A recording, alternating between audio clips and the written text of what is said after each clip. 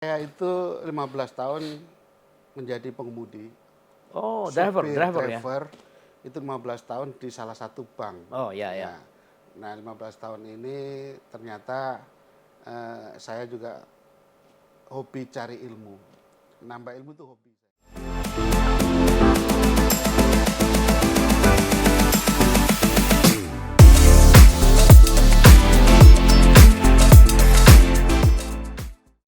Hai Sobat Panengian, saya sengaja mengundang sahabat saya, Junaidi Abdillah, yang dikenal sebagai Junet. Beliau ini adalah seorang ketua Asosiasi Pengembang Perumahan dan Permukiman seluruh Indonesia, atau disingkat dengan APERSI. Nah, APERSI adalah sebuah asosiasi yang lahir dari tahun 1998 yang khusus membicarakan tentang perumahan untuk MBR. Ya, artinya apa? Rumah menengah ke bawah, kalau bisa dikatakan begitu ya. Kita ketahui bahwa REI sebagai organisasi yang tertua yang mewadahi perumahan di Indonesia lahir tahun 72.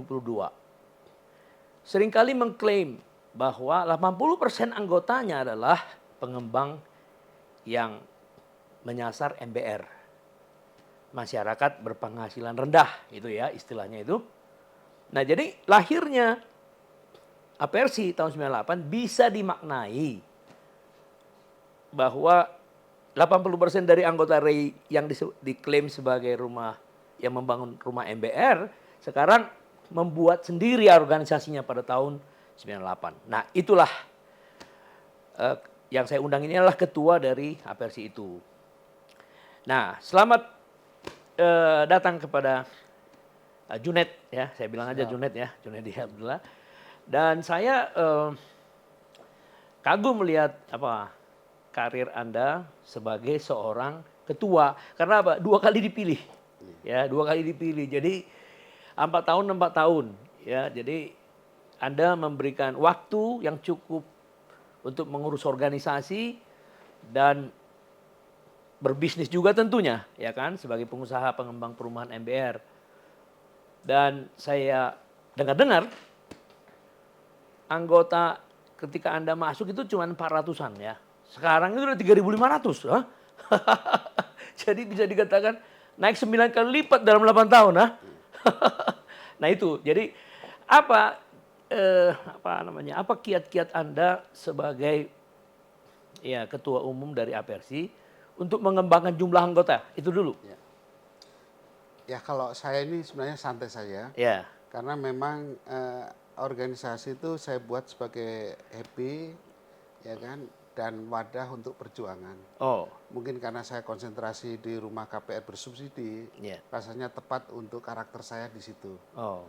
Nah, kaitan gimana anggota kita sebanyak Secepat secepat itu, bertumbuh. bahwa wadah perjuangan ini ternyata dilirik oleh teman-teman karena Oh. aspirasi itu harus disampaikan. Hmm. Nah, ini yang harus saya berikan kepada teman-teman asas manfaat. Asas manfaat. Ya. Ya. Saya juga selalu bicara ke teman-teman kalau Anda masuk ke asosiasi kami, kalau nggak ada manfaatnya buat apa? Iya. Ya Karena kan? pengusaha kan? Iya, pengusaha, dan problematika di dunia properti itu kan sangat banyak. Iya. Konflik. Ya, konfliknya sangat banyak, kepentingannya sangat banyak, Ya. terutama bagaimana kepentingannya masyarakat ya. Ya. Karena APERSI sendiri itu fokus ke rumah menengah ke bawah, artinya Ya, lebih ya, cenderung ya. ke MBR. masyarakat Masyarakat MBR. berpenghasilan rendah. Nah, disitulah bagaimana kita kemudahan teman-teman dalam produksi rumah, ya kan, itu kan harus juga diperhatikan kaitan perizinan, Ya. perbankan, ya kan, Ya. terus pertanahan. Nah, itulah problemnya banyak sekali. Nah, setelah saya jadi pengembang itu mengerti banget permasalahan teman-teman.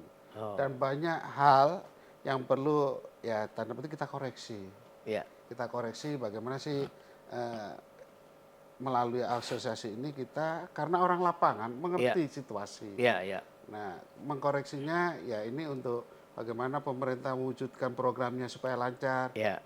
terus industri properti terutama untuk menengah ke bawah juga jalan, Iya. ya kan? Masyarakat MBR itu gampang Iya. untuk mendapatkan rumah. Iya. Nah ini kan target-target kita. Saya kan diawali juga dari orang yang orang susah, jadi tahu banget masyarakat itu butuh rumah, tahu banget masyarakat itu kerja hari ini untuk makan hari ini. Maksud Bagaimana? Anda susah berarti Anda sendiri adalah MBR dulu. Oh sangat, mungkin di bawah MBR. Oh iya? Iya, di bawah MBR. Sebelum masuk menjadi pengembang, Anda sendiri adalah masyarakat kelas menengah. Iya, jadi Coba ceritakan apa maksudnya itu? jadi begini. Ya, mungkin dari status pekerjaan orang tua yang dahulu.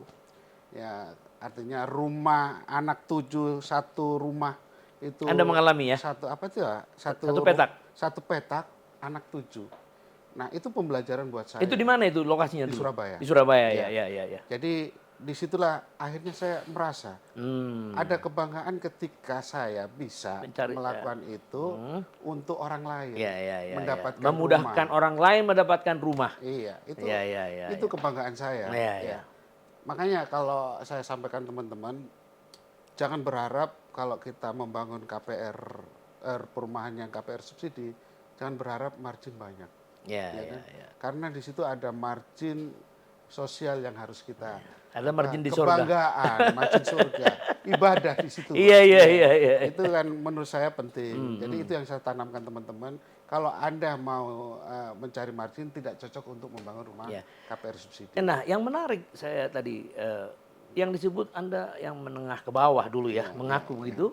Emang apa dulu profesi Anda sebelum menjadi katakanlah beranjak ya, remaja ya, dewasa?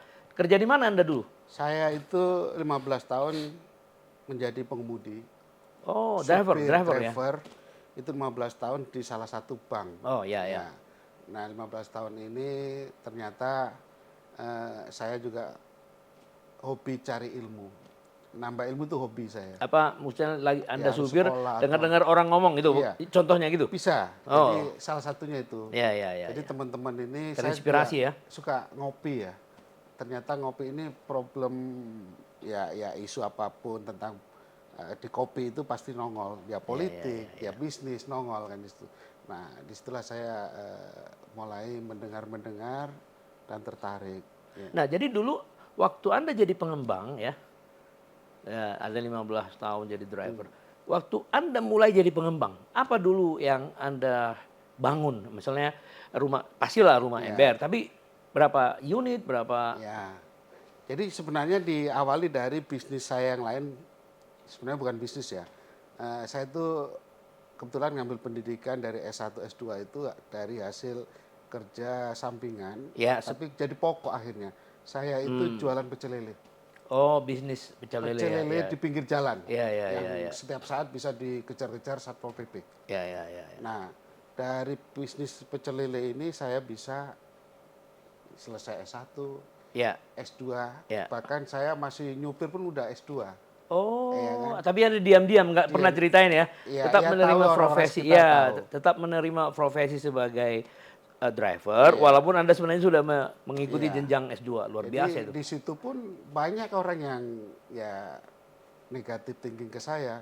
Apa sih ngambil S2 atau sekarang juga supir? Apa yang dikejar? Oh iya, apa manfaatnya gitu kira-kira ya? Padahal kalau kita ini bicara ilmu yang saya bukan bicara saya mau jadi apa.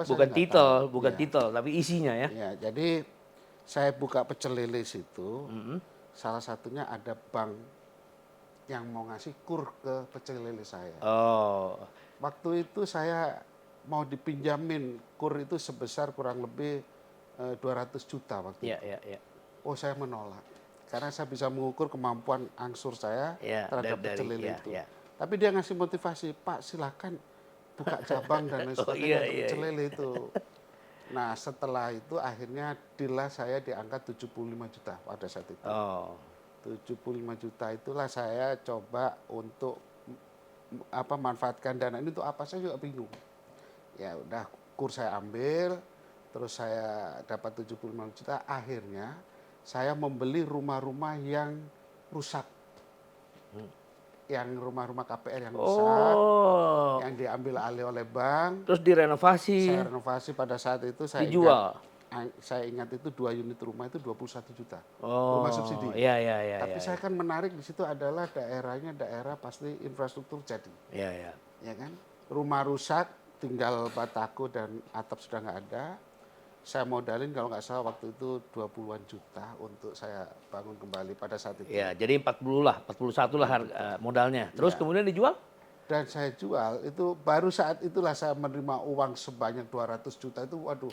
Oh, 2 rasanya unit itu ya? 2 unit itu. Dari ya katakanlah modal keseluruhan 50 juta. Iyalah, iyalah. Ya. Usia berapa waktu itu? Kira-kira? Waktu itu 35. 35. Iya.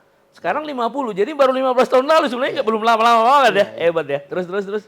Nah, dari situ saya beli 2 unit rumah. Ya, Dan renovasi, waktu itu ya. kan nggak ada HP. Ah, iya, belum ada handphone. Telepon Ya. yang ada telepon telepon yang ini seluler biasa itu telepon rumah itu. Telepon rumah. Nah, jadi waktu itu saya lihat iklan-iklan di koran, kan belum ada teknologi sekarang ya. Iklan di koran itu semua menjual rumah dan apa itu sulit laku. Oh. Saya hanya mengatakan jual rumah secara kredit. Pastikan yang saya butuhkan bukan saya ngasih kredit, tapi saya butuhkan kan orang tertarik supaya menelpon saya, mencari saya, kredit, orang saya nggak punya uang kok masa kredit. Dari situlah diskusi, ya beli rumah saya Bapak dengan uang muka sekian, nanti kita antar ke perbankan. Pada saat itu kan mudah banget tuh untuk mendapatkan KPR dari bank ya. Jadi 2 unit itu saya jualan tercepat. Jadi iklan 3 hari karena saya nggak ada duit, iklan cuma 3 hari di koran. Kolom itu ya, iklan kolom. Jadi iklannya dijual rumah kredit. Iya. Nah itu cepet banget, langsung laku. Lalu kemudian habis itu 2 unit terus digedein. Modal 200 lebih itu. Terus? Saya ada ditawarin tanah yang kebetulan ini saya hobi organisasi, teman organisasi yang nawarin. Nah, polanya juga saya pola kerjasama, cicilan cash bertahap. Ya. Nah, disitulah saya sampein saya nggak punya uang, tapi untuk DP ini ada. Dan ternyata seneng banget itu. Ya, alhamdulillah lokasi itu memang marketnya bagus. Belum saya tebas juga belum, ya kan? Saya baru lihat tes pasar, cek ombak gitu. Jadi saya hanya ngasih baliho. Iya. Akan dibangun perumahan ini sebanyak sekian unit. Nah di situ ternyata banyak orang bayar uang muka. Banyak orang bayar muka, nggak lama perumahan saya itu kurang lebih 150 unit. 150 unit itu 3 bulan habis. Oh iya? Pembelinya ya. 150 unit ya? Gila ya? Yang beli ya maksud saya. Jadi itu daftar antrian masih banyak. Saya harapan kalau ini nggak lolos di bank ya, pasti antrian ini saya manfaatkan. Nah disitulah saya mulai jadi pengembang. Nah sudah lihat lapangan, datanglah ya bank, waktu itu kan bank BTN ya, menawarkan kredit, ya akhirnya saya ambil. Disitulah saya akhirnya cepat menanjaknya. Oh, jadi disitulah mulai pengembang beberapa hektar mulai ya. Ya, kemudian tapi Anda selalu fokus untuk membangun rumah yang MBR ya. Ya, dari itu memang ada rasa kebanggaan buat saya. Iya. Kalau untuk memudahkan rumah. Ya, dan saya untuk membangun rumah yang komersil nggak begitu tertarik. Karena mungkin karakter saya yang Iya. Nah, jadi sekarang setelah Anda tadi udah mulai dapat membangun beberapa rumah, terus beberapa hektar. Bagaimana dulu Anda masuk atau terpilih sebagai ketua APRC ya? Sekitar 8 tahun lalu ya. Sebenarnya saya sebagai ketua itu juga kayak karir, Bos. Jadi waktu di Kalimantan Barat, saya itu jadi wakil sekretaris. Sekretaris DPD APRC DPD APRC ya, tingkat daerah ya. Dengan waktu setahun saya menjadi sekretaris. Ya kan? Jadi Anda benar-benar dari bawah ya? Iya. Jadi makanya problem itu tahu benar saya. Iya. Dari sekretaris saya jadi ketua DPD Kalimantan Barat, DPD APRC Kalimantan Barat. Nah selanjutnya setelah 3 tahun waktu itu, 3 tahun saya menjadi wakil ketua umum di pusat. Ketua umum di APRC ya? Iya. wakilnya. Iya, iya, iya, iya. Nah, setelah 1 periode saya coba ikut konsultasi. Ya, Nah, akhirnya saya mengajukan diri jadi ketua, ya kan. Terus terpilih. Pada tahun berapa itu? Dan itu jumlah anggota hanya 400. 400 ya. Pada tahun berapa itu persisnya? Tahun 2016-an. Oh, iya, iya, iya. Jadi Anda sudah menjalani sekitar 7 tahun ya? 7 tahun. Jadi rasanya Iya, iya, iya.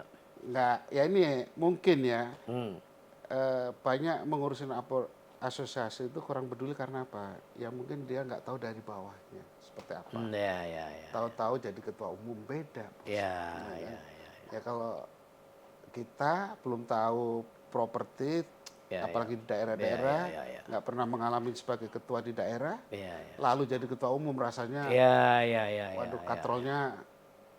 Iya, iya. Jadi Ya, banyak yang banyak yang tidak dipahami, tidak dikuasai menguasai. persoalan-persoalan Iya. yang dialami oleh pengembang di daerah, yang di kota-kota kecil ya. Nah, jadi itu kelebihannya. Nah, pertanyaannya kan begini, mengapa Anda dipilih untuk kedua kalinya? Tentu karena perkembangan anggotanya, Iya. ya kan? Karena Anda masuk 400. Waktu 5 tahun itu sudah jadi berapa anggotanya? Jadi sekarang itu Sudah ada 4 tahun, 4 tahun. Iya. Edisi pertama. Waktu edisi pertama itu kurang lebih 2.500 Oh, anggota kita ya. berarti tambah 2.100 dalam Iya. 4 tahun? Iya. Wah, luar biasa. 2.500 ya. Totalnya ya. Dan Iya, itu iya, iya. anggota. Sekarang kan 3.500. Iya, 3.500.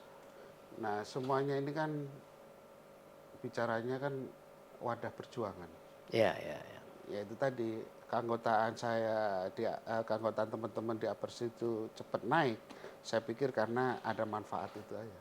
Ada yang mereka rasakan sebagai manfaat, mereka mengikuti Apersi sebagai anggota ya. Betul. Jadi sementara kekuatan Anda adalah karena tahu persis apa yang terjadi dari apa yang Anda alami sendiri, Anda servis mereka. Iya, betul. Anda buka, Anda cari solusi-solusi untuk mereka lebih mudah menjalankan bisnisnya, ya kan? Iya. Nah, dan saya lihat memang Anda cukup vokal ya, Junet ya, saya lihat ya. Artinya vokal dalam arti ya banyak memberikan masukan kepada pemerintah ya. Bahkan kalau saya lihat-lihat, Anda lebih vokal daripada ketua REI-nya. Mungkin bedanya kan gini, REI kan mengklaim 80% wadah untuk pengembang yang MBR. Sementara Anda kan 100%. Mungkin ya. Jadi Anda lebih fokus menyuarakan tanpa tedeng-aling-aling kepada pemerintah. Inilah masalahnya. Nah, selama pemerintahan Pak Jokowi kan ini sudah 9 tahun ya. Menjelang 9 tahun. Ya, saya sendiri sebagai pemerhati perumahan sangat kaget waktu Departemen Perumahan itu Kementerian Perumahan digabung jadi PU. Nah, yang saya mau tahu kira-kira apa sih masalah setelah digabungkannya PUPR Menpera ini dengan PUPR. Apa masalahnya? Saya melihat begini. Ya. PU itu kan tingkat permasalahannya kan besar sekali. Ya, karena infrastruktur. Ya, urusan negara itu banyak di situ ya, kaitan infrastruktur. Betul, betul. Nah, ketika kita rasakan setelah penggabungan itu beda sekali. Oh. Beda, sangat beda. Pelayanan terhadap kita ya. Perhatian pemerintah ya. Iya. Oh ya. Ya bahkan sampai kaitannya kita betul-betul mengikuti KPU-an. Oh. Ya, jadi bukan padahal. Jadi perumahan cita rasa PU. Iya, padahal perumahan ini problemnya itu sangat beda. Komplikat. Ya, di situ kan kalau perumahan ada kaitannya pertanahan. Kaitannya perizinan, kaitannya pembiayaan, sertifikasi tanah. Apa ini marketing, pemasaran. Nah, ini kan juga harus disinergikan, disinkronkan. Tapi kalau kita selalu bicara infrastrukturnya di perumahan, terus konstruksi perumahan terus. Itu fisik. Iya, ini juga terkait jualan, perizinan dan tidaklah hal gampang. Iya. Nah, saya pikir gini, investasi properti itu kan teman-teman juga banyak pengusaha yang juga pengusaha UKM ya nggak terlalu gede-gede amat. Nah, ini ketika banyak aturan, banyak perubahan-perubahan yang mengganggu investasi, itu kan kasihan teman-teman. Iya. Dan kita buktikan kemarin ya, Kita nggak selalu menuntut, kita perhatikan kepentingan MBR juga. Tidak selalu menuntut kenaikan harga, tidak. 3 tahun ini kita nggak ada kenaikan harga. Iya, saya dengar. Tapi selalu saya bicara tolong disesuaikan. Penyesuaian harga bukan berarti kenaikan harga. Ya. Maksudnya apa penyesuaian? Penyesuaian harga ini kan harus mengikuti bagaimana harga material ada kenaikan. Ya. Harga tanah juga ada kenaikan. Betul. Itu harus disesuaikan. Karena kami tidak serta-merta keinginan naik harga. Tapi kami juga memperhatikan MBR. Ya. Kebutuhan. Daya angsur kita perhatikan. Nah, tapi kan tidak harus yang mau pengusaha properti ini harus bertumbangan. Dan bahkan teman kita banyak yang KO. KO di situ. Karena apa? Bisa membangun, bisa menjual, tidak bisa membangun. Apa itu persoalan itu? Ya persoalannya itu tadi, ngapain sih kita produksi kalau rugi? Iya. Sebenarnya rugi enggak sih ya, pas-pasan. Artinya apa? Hanya cukup untuk operasional. Ya, tapi dalam hal yang mengatakan Anda tadi beda, waktu dia berdiri sendiri sebagai Menteri Kementerian Perumahan dengan PU itu, apakah karena menjadi lebih panjang prosedurnya atau lebih bagaimana? Lebih lama pengurusan izinnya atau bagaimana? Enggak, kalau dulu kita waktu masih ada Kementerian Perumahan itu apa? Kalau sekarang kita itu developer sepertinya dijadikan kayak kontraktor. Sangat beda. Ya. Dijadikan seperti kontraktor, ya membangun rumah pun kita harus berkewajiban punya ini, punya itu, ya kan? Nah, dan ini nggak berhenti. Ada lagi besok perubahan apa lagi gitu. Dan bahkan tadinya mau ada sertifikasi, saya juga bingung. Kok developer disertifikasi oleh PUPR? Iya. Ya kalau konstruksi mungkin. Iya. Tapi bicaranya ini kan bagaimana kita jualan, bagaimana pembebasan lahan, apa menguasai. Iya. Ya kan kalau mensertifikasi tentunya ahlinya. Profesinya. Iya, asosiasi sebenarnya yang layak. Jadi rasanya ya tidak pas. Nah, yang seperti ini yang menurut saya bangga dengan presiden yang kita Pak Jokowi ya. Pak Jokowi program 1 juta rumah. Iya. Ya kan kita bangga. Artinya niatan untuk merumahkan masyarakat itu tinggi. Tapi ketika aturan yang menyulitkan, itu kan juga jadi hambatan. Walaupun saya sendiri sebagai pemerhati yang hampir 30 tahun, betul-betul sangat nggak percaya jumlah rumah itu 1 juta. Karena apa? Karena saya punya data dari Bank Indonesia, punya data dari Bank BTN yang menguasai KPR perumahan ya. Sejak zaman Pak Harto dulu sampai sekarang. Tidak ada pernah rumah dibangun sampai di atas 200.000 selama pergantian 6 presiden. Ya, jadi tapi kenapa mereka atau dirjen-dirjen ini berani mengklaim pembangunan rumah 1 juta? Ya kalau benar silakan, nggak jadi masalah. Iya. Kalau nggak kan kasihan. Justru itu. Kasihan presidennya. Itu persoalan. Justru presidennya yang menjadi korban dari image kita sebagai pemerhati. Karena apa? Mungkin presidennya nggak tahu apa yang terjadi di bawah ya. Jadi saya melihat begini Pak. Ada kalau mungkin itu real orang beli rumah bisa data kita dapatkan. Tapi kan ada juga yang perbaikan rumah dihitung juga. Ya itulah, ya kan? Itulah confused jadinya. Iya kan, akhirnya itu masuk data bahasanya mengurangi backlog. Ya, padahal ya enggak. Ya enggak. Kan ya. Sudah punya rumah, ada program bedah rumah. Kan? Kalau itu dicatat ya mungkin lebih dari 1 juta Pak. Enggak mungkin juga. Karena ada rumah susun. Iya, biarpun begitu, kalau anggarannya memang masih sebegitu nggak mungkin juga. Ya, secara ini kayaknya logikanya nggak masuk akal. Jadi itu memang terkesan dibuat-buat. Sekali lagi ya tidak bagus untuk image presiden. Tapi baiklah, berarti bisa dikatakan kalau nanti pemerintahan baru Anda pasti mengusulkan untuk memisahkan ya. Gimana kira-kira coba? Kalau dari awal saya sejak jadi ketua saya selalu bicara kita butuh fokus. Ya, butuh sebuah lembaga yang fokus ya. Fokus artinya memperhatikan perumahan. Ya. Nah itu saya berharap ya nantinya kepada calon pemimpin yang akan datang itu juga harus peduli terhadap perumahan. Karena saya melihat negara ini mau bagus di awal juga dari rumah. Ya kan? Kita ingat tahun 98 masih banyak masyarakat kita tidur bak kolong, pinggir jalan. Ya dengan ada program ini kan sangat bagus. Nah tentunya calon-calon yang pemimpin akan datang, ya presiden akan datang, itu harusnya juga mengangkat isu ini, ya kan? Masyarakat mau sejahtera diawali dari rumah, masalah sosial akan timbul juga dari rumah, ya masa depan bangsa ini juga dari rumah. Ya jadi kalau dari presiden yang akan ada sekarang dengan latar belakang masing-masing ya, Gubernur DKI itu yang sudah pernah melaksanakan 5 tahun jabatannya, pernah berpikir untuk membangun rumah DP 0 ya contoh ya. Jadi artinya concern seorang calon presiden yang sudah terlihat tuh dari Gubernur DKI yaitu Anies. Kemudian dari Gubernur Jawa Tengah yang juga mencalonkan diri jadi presiden, harusnya ya di daerah itu kan semua masalah ada kan, pasti memahami atau pasti terkait dengan masalah perumahan. Nah kemudian satu lagi calon presiden kita Pak Prabowo. Nah Pak Prabowo selalu dalam pidatonya menekankan kesejahteraan, kemerdekaan. Dia pernah mengatakan kalau kita belum bisa memenuhi kebutuhan pokok kita, ya kita belum merdeka gitu ya. Itu jadi artinya harusnya 3 calon presiden ini sepertinya akan memberikan perhatian pada kesejahteraan rakyat. Ya. Nah kita hanya berharap seperti Anda tadi bilang ya supaya tim-tim yang akan menyusun visi dan misinya 5 tahun ke depan ya memasukkan sebuah lembaga yang fokus perumahan. Jadi artinya gagasan Anda yang PUPR sekarang dipisah gitu maksudnya kan? Lebih jelas?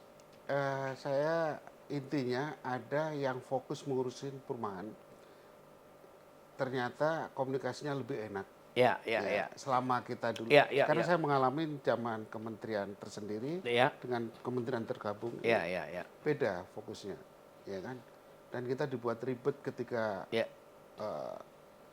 perumahan dibawa ke KPU-an. Itu ribet banget. Jadi mindsetnya jadi beda.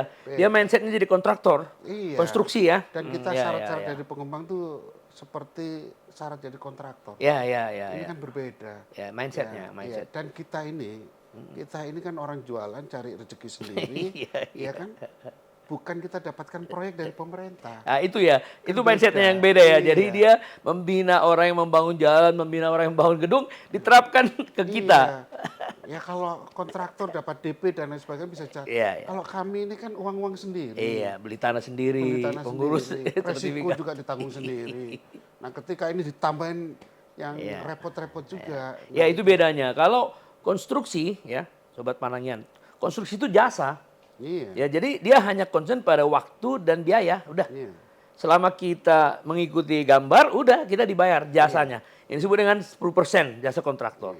Tapi kalau developer itu maestro. Dia harus membayangkan kalau nanti rumah ini target marketnya si ini dan harus dibikin cara pemasaran begini, komunikasinya begini. Jadi memang lebih complicated jauh. Industri dia, industri. Jadi mewadahi banyak kegiatan yang sangat complicated. Dan perlu diingat Pak Panangian, bahasanya industri properti itu industri yang banyak melibatkan jutaan tenaga kerja padat karya, itu penting. Padat karya. Betul. Kalau perumahan yang besar, pemukiman besar, itu pemakaian alat berat itu paling hanya untuk land clearing sekali saja. Itu yang besar. Tapi kalau untuk yang menengah-menengah ke bawah itu semuanya padat karya. Ketika industri ini terganggu, efeknya sangat besar. Untungnya kita pada saat COVID kemarin ternyata permintaan rumah KPR subsidi itu tinggi. Nah kenapa bisa begitu ya? Saya juga pernah dengar itu. Sangat tinggi kalau menurut kita. Iya, kenapa bisa begitu? Ya mungkin sebelum musim, ya mungkin karena dirumahkan tadi. Terus? Butuh rumah tadi ya, banyak COVID kan harus banyak di rumah. Dan memang kemarin jualannya semua serba online. Dan ternyata itu banyak menyerap. Gitu ya justru ya? Ya, karena memang harus tinggal di rumah. Ya kan mungkin selama ini teman-teman yang di Jakarta aja pada pulang. Di situ lah. Pulang, jadi akhirnya butuh rumah. Nah, tapi itu saya lihat setahun setengah setelah COVID. Nah, setelah ada perusahaan-perusahaan menghentikan kegiatannya akibat COVID juga? Akibatnya PHK, nah itu sudah mulai kelihatan. Oh, Sudah serapannya nggak setinggi yang waktu COVID ya? Iya. Iya, iya. Jadi ya saya sampaikan lagi, problem perumahan itu berbeda dengan infrastruktur. Ya, berbeda. Ya. Ya, contoh ya, kontraktor aja berhadapan dengan Kementerian PU is langsung. Kalau kami ini berhadapan dengan pertanahan, perbankan, PLN, perbankan, ya kan, perizinan. Iya. Pemda, Iya. Dan itu tidak gampang. Apalagi sekarang ya, cita-cita presiden kita adanya undang-undang cipta kerja. Oke, tapi kan ada di daerah juga yang masih belum jalan. Iya, saya nggak ngerti. Ya ini bagus, tapi kok di daerah nggak jalan, saya nggak ngerti apa masalahnya ini. Ada beberapa daerah yang perizinan sampai sekarang nggak mengeluarkan perizinan perumahan, ada. Ya kan, kaitannya tarik menarik antara IMB kembali lagi PBG, PBG kembali lagi. Jadi kita dibuat bingung. IMB izin mendirikan bangunan, PBG peraturan bangunan gedung. Jadi udah benar beda sama sekali ya. Dan KLBI-nya juga beda. Makanya kemarin tuh kita sempet kacau ya. Stagnan. KLBI mengacu kepada konstruksi. Ya. Properti disamakan dengan, jadi KLBI tentang properti itu nggak ada, Pak.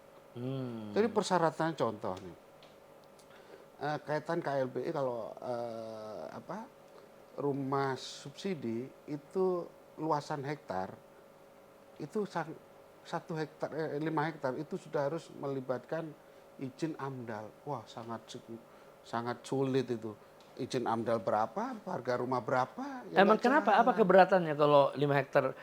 Jadi begini Pak, kalau dulu kita itu ada istilahnya 1 hektar sampai 5 hektar itu IPPL, izin itu ya.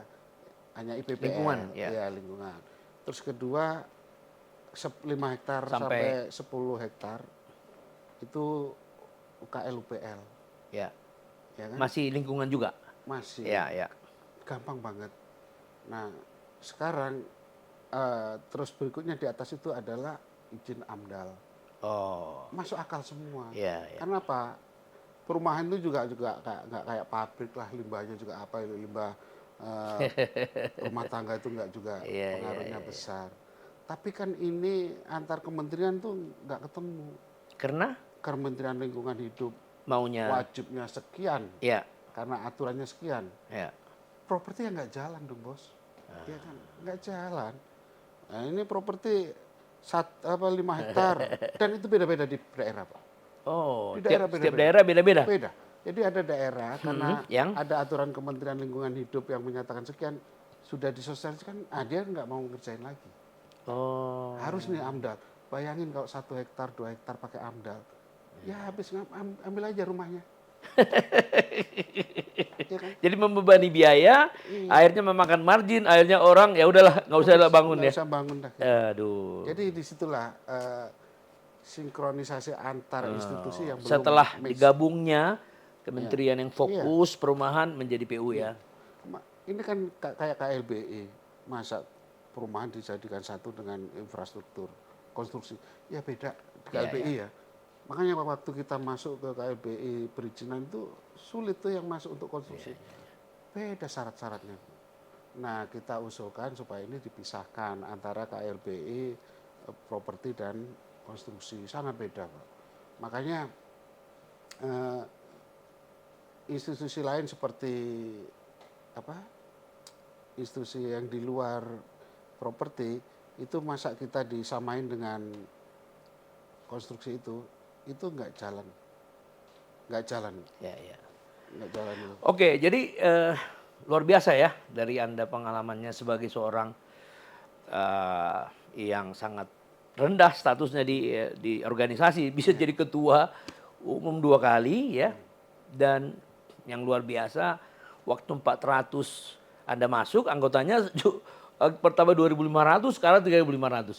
Andai kata nih, semua anggota sepakat untuk Anda melanjutkan kepemimpinannya yang ketiga misalnya. Mungkin nggak? Kalau bicara persyaratan di APERS itu hanya 2 periode. Oh, aturan organisasi Ya, tidak aturan, memungkinkan ya. Ya. Tapi nggak ada jalan lain, misalnya ada kesepakatan dari para mayoritas anggota untuk mengadakan ya semacam Ya munas kalau atau apa. bicara ini kembalikan ke anggota. Nah, Ya, andai kata ya. misalnya dimungkinkan ada jalan. Sebenarnya semuanya itu kan kiblat kita adalah anggaran dasar, anggaran rumah tangga. Ya, ya, ya, ya. Nah, anggaran dasar, anggaran rumah tangga itu kan juga bisa ada perubahan, ada apa, asal diinginkan oleh semua anggota. Selama anggotanya sepakat. Menginginkan itu.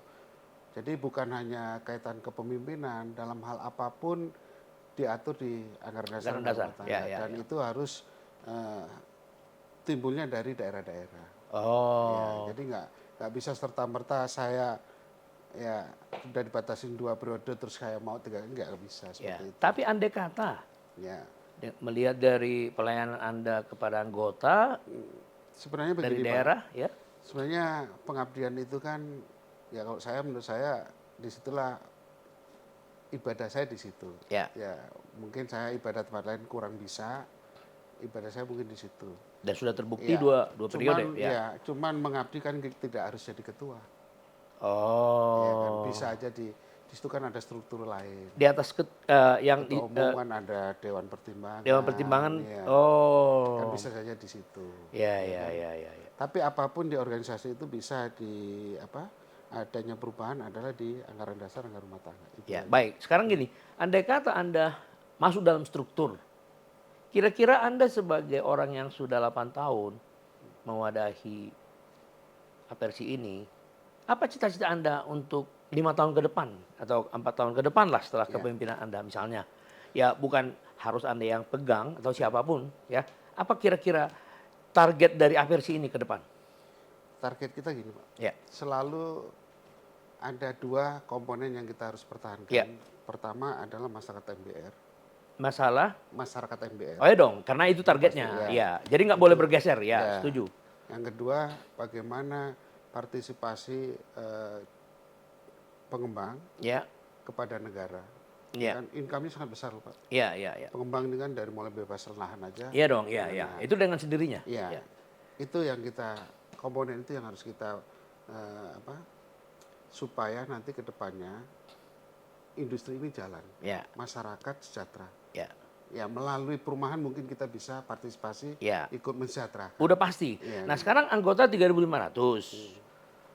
Target pembangunan rumah tahun ini berapa MBR? Kalau di APERSI itu punya kuesioner yang kita sebar ke seluruh anggota. Itu kuesioner kita itu terdiri dari rencana realisasi tahun ini, terus lahan yang sudah siap dibangun, bukan yang sudah keluar izinnya. Oke. Unitnya sudah ketahuan. Ya. Realisasi tahun ini berapa? Ya. Dan yang sudah realisasi bahkan kita per semester pun tahu. Ya, oke. Berapa tahun ini? Tahun ini target kita untuk KPR subsidi itu kurang lebih 130.000 unit dari set plan yang sudah dilaporkan ke kita. Nah, sementara kan anggaran pemerintah kan 220 unit. Oh, jadi ribu unit. Iya dong. Artinya kalau APERSI sudah punya target 130.000, sisanya jadi gray dong. Ya kan? Jadi gini kan, ini kan target, Pak ya. Realisasi kita kan baik. Jadi kan, nah ini juga ada kemarin kita ada condong pergeseran. Jadi di APERSI itu memang 90% adalah pengembang KPR bersubsidi. 10%-nya adalah KPR yang komersial. Komersial di atas itu ya. Nah, kemarin ada pergeseran ketika harga rumah belum disesuaikan, teman-teman melakukan peningkatan mutu dengan menjual komersil. Jadi misalnya hanya ditambahin kanopi, dapur dan lainnya, itu harganya dinaikin. Karena apa? Merasa teman-teman ini kan kalau perolehan tanah di dekat kota pasti kan mahal. Nggak akan bisa dijual di harga yang sekarang. Beda dengan teman-teman yang memang perolehannya lebih murah. Tanah kan. Baik. Jadi 130.000 lah. Nah, kira-kira ada nggak pikiran Anda atau mimpi Anda untuk menambah jumlah anggota 4 tahun kemudian? Biar Anda sebagai anggota bergesernya teman-teman ke komersil. Kita 130.000 unit itu untuk rumah KPR bersubsidi. 40.000 unit itu KPR komersial. Oh iya, jadi itu ada 170. pergeseran. Ya, oke nggak apa-apa. Ya. 170. Ya, itu punya apa sih? Ini berdasarkan kuesioner yang kita sebar. Ya. Dan itu real time. Ya, ya. Real time artinya pergerakan jalan terus. Ya. Keluar izin, masukin lagi Ya, datanya. ya. Yang saya mau tanya, apakah Anda masih punya mimpi untuk membesarkan organisasi ini dilihat dari potensi yang mungkin ada yang mau masuk atau apa gimana? Pasti, Pak. Jadi sebenarnya saya tidak pernah punya target untuk mengajak teman-teman tidak. Iya, tentu. Ya. Artinya pengembang yuk ikut ke apa sih, tidak. Saya hanya bagaimana ini mempromosikan ikut pada Apersi itu ada manfaatnya. Iya dong, iya. Itu aja yang saya. Jadi saya tidak mau ikut organisasi kesan nih Pak, hanya kepentingan perbankan. Iya. Ya kan wajib asosiasi, itu saya tidak. Tapi bagaimana SDM teman-teman itu meningkat dengan adanya organisasi, tempat kita berkumpul, tempat kita sosialisasi, tukar pikiran, itu sangat bermanfaat sekali. Ya. Contoh. Ya. Gitu. Baik, jadi luar biasa saya lihat Anda punya visi mengenai organisasi dan ketertarikan Anda selalu membantu bagaimana orang lebih mudah mendapatkan rumah, ya kan? Dan obsesi Anda untuk tetap berkiprah dalam pembangunan rumah menengah ke bawah MBR. Nah, sekarang saya mau tanya sedikit tentang masalah pribadi ya. Anda punya berapa anggota keluarga? Artinya anak? Saya kalau kakak beradik 7 bersaudara. Oh, 7 ya? Dari keluarga di bawah MBR. Terus Anda salah satunya yang paling sukses. Ya, sekarang ini. Alhamdulillah semuanya sekarang sukses juga. Ya, dibilang sukses enggak, tapi sudah nyantai dah. Iya dong. Ya. Jadi terus anggota keluarga? Keluarga saya anak 4 ya. Dan semuanya sedang 2 sudah selesai kuliah, 2 masih kuliah. Siapa yang akan menjadi memiliki ketertarikan untuk menjadi pengembang? Keluarga saya adalah keluarga pedagang. Semua ya? Iya. Itu turun dari bapaknya dong, dari Anda. Dari nenek-nenek juga pedagang. Oh gitu ya? Iya, pedagang walaupun pedagang pasar, tapi kayaknya mindset itu melekat ke turun-temurun turunannya. Ya. Jadi pedagang dan sampai sekarang anak-anak saya yang sudah kuliah selesai dan bahkan waktu kuliah juga sudah berbisnis online. Online ya. Nah kayaknya yang properti ini saya satu-satunya anak laki-laki yang bungsu. Kayaknya kepingin meneruskan usaha bapaknya. Oh, ada keinginan dia ya? Iya, ke sana. Iya. Jadi ya biarlah keluarga pedagang kita. Oh iya dong, iya. Masyarakat Indonesia butuh itu. Pedagang, semakin banyak pedagang. Nah, itu juga kembali pedagang itu kan, itu kalau MBR paling non-fixed income itu banyak jumlahnya. Iya. Oh, yang tidak memiliki passive income, fixed income ya. Iya, tukang bakso, kemudian tukang lotet, goreng. Sebenarnya itu harus itu yang harusnya diperhatikan. Diperhatikan oleh pemerintah. Sekarang gimana perhatian pemerintah melalui bank? Ada nggak? Ya, ada bank satu.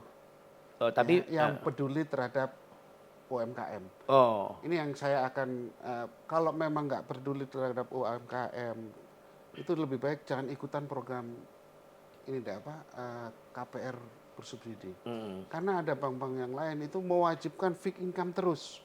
Iya. Sebagian besar bank pasti begitu. Iya. Tapi ya saya nggak mau nyebutkan namanya. Iya. Tapi saya perhatikan ada bank ini yang juga lebih banyak peduli kepada UMKM. Yang tidak punya fixed income. Non-fixed income. Non-fixed itu income. ada bank tertentu. Iya. Yang lainnya saya pikir kalau nggak ada gaji tetap nggak mau. Iya. Padahal masyarakat Indonesia itu 80% di situ. 80% di situ. Iya. Ya, makanya saya bilang kalau untuk yang memilih begini sebaiknya nggak ikut deh program. Program pembiayaannya. Menurut saya seperti itu, Pak. Karena kalau bicara fixed income ya gampang lah itu. Ya kan, tapi kalau bicara masyarakat di bawah UMKM itu kan perlu perhatian. Oke, yang terakhir, 5 tahun ke depan apa rencana-rencana seorang Junet? Saya tidak akan berhenti untuk bicara properti. Ya, bicara MBR saya tidak akan berhenti. Ya, itu udah kayaknya sudah tekad ya. Saya sering menyaksikan masyarakat MBR itu menangis ketika dia 10 tahun ngontrak rumah, baru mendapatkan rumah, dan itu rumah sendiri, itu banyak yang menangis. Iya, bangga. Bangga. Jadi tanpa disadari, menangisnya itu tanpa disadari. Iya, bahagia ya. Apa? Bahagia, aku sekian tahun Mengontrak uang habis tapi rumah milik orang. Iya. Nah sekarang uangnya habis tapi dapat rumah. Dapat rumah sendiri ya. Nah, itu. Oh jadi tetap perjuangan tetap jalan. Perjuangan terus itu, maksudnya Anda punya cita-cita kalau menjadi pengajar kan gampang, ada ya, institusi Pananganan School of Property juga welcome sama Anda. Tapi maksudnya apakah Anda ingin membuat sebuah organisasi untuk selalu ya menggaungkan bagaimana kepedulian negara, masyarakat terhadap pembangunan rumah MBR ini? Saya juga melihat begini, banyak perjuangan nanti saya sekarang melalui Apersi ya. Iya dong. Tapi setelah nanti tidak lagi jadi ketua, pasti saya kan tidak berhenti di situ. Iya dong, iya. Saya melihat banyak teman-teman ahli di bidang properti, praktisi bidang properti, itu banyak. Nah, saya kepingin cita-cita, yuk kita ngopi membuat bareng untuk wadah, bagaimana ini tetap perjuangan harus jalan. Karena praktisi ini menurut saya penting, Pak. Kalau bicara akademisi ya biarlah untuk teman-teman yang akademisi ya. Kalau kita ini praktisi di lapangan ini betul-betul real melihat kondisi. Nah ini saya kepingin ini kumpul teman-teman. Ya nanti setelah saya nggak jadi lagi ketua, saya tetap ingin berkiprah di dalam organisasi itu ya, yang Anda impikan itu ya. Nah tapi apa tujuan, maksudnya wujudnya? Apakah menyumbangkan pikiran kepada pemerintah dalam bentuk kebijakan, kepada perbankan dalam bentuk apa? Output dari organisasi ini. Tetap kita independen. Iya dong, independen dong. Karena dan kita outputnya bagaimana masyarakat itu mudah dapat rumah itu saja. Iya. Outputnya dengan rentetan apa yang kita berikan kepada pemerintah, pada perbankan, lain gitu ya. Pokoknya stakeholders dari pengembangan perumahan lah yang kita akan sumbangkan pemikiran kan? Pemikiran kan? Oke, luar biasa pemikiran. Ya. Iya. Jadi kebanggaan ketika masyarakat dapat rumah itu yang harus kita ciptakan terus. Terima kasih Junet ya, semoga sukses nanti. Kalaupun nanti ya dimungkinkan 3 kali, kalau pesan saya sih mau aja lah. Tapi kalaupun enggak ya langsung nggak buat inisiatif untuk mendirikan asosiasi yang concern dengan pembangunan rumah menengah ke bawah ya. Siap, Terima kasih ya.